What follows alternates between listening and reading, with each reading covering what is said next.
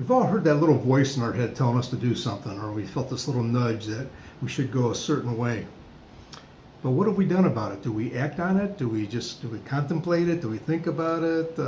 Let's talk about that today on your morning cup of inspiration. Thank you for joining me today.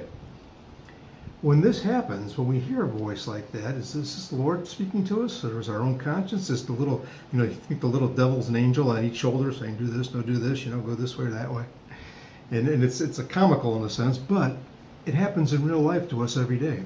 In the Bible, it talks about that too. In Luke 9:57-61, it talks about three different men. And as they were walking along the road, a man said to him, I will follow you wherever you go. He said this to Jesus. Jesus replied, foxes have dens and birds have nests, but the Son of Man has no place to lay his head. He said to another man, follow me. So this is the second man. But he replied, Lord, let me go and bury my father. Jesus said, let the dead bury their own dead, but you go and proclaim the kingdom of God. Still another said, I will follow you. But the Lord said, but I will follow you, Lord. But first let me go back and say goodbye to my family. Those are three people that said they were going to follow Jesus. And he told them, in a sense, what to expect. And they turned away. You don't hear about them anymore. So you figure they didn't follow him. That was the question. Does anybody know the names of these three men? They didn't follow Christ at all. They were never to be heard from again. But you know who was? Let's talk about Peter or Andrew or James and John. These are people that are listed in history because they followed Jesus. They followed him when he said to, when he asked them to. I'm going to prove that to you over in Matthew 4:18-22. Jesus was walking by the Sea of Galilee. He saw two brothers. They were Simon, and the other was Peter, and Andrew, his brother. They were putting a net into the sea, and they were fishermen. And Jesus said to them, follow me. I will make you fish for men. And at once they left their nets, and they followed him. Going from there, Jesus saw two other brothers. They were James and John, the sons of Zebedee. And they were sitting in the boat with their father, with their family, mending their nets. Jesus called them. At once they left the boat and their father and followed Jesus.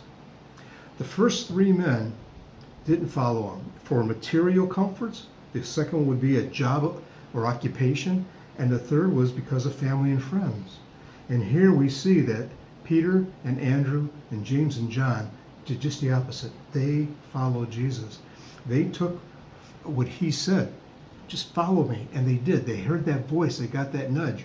And they went and they followed him. They did as he had asked them to do. How many of us do that? How many of us actually do what God asks us to do? The thing is, what you gain from hesitating is something like happened to the three men. You never hear from again.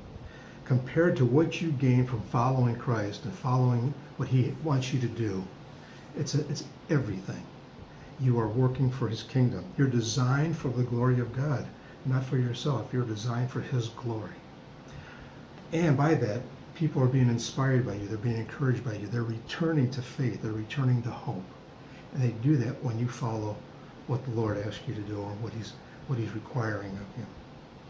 Think about that today, would you? And if you feel that nudge or hear that voice, follow it. Follow it. Say, yes, Lord, I will follow.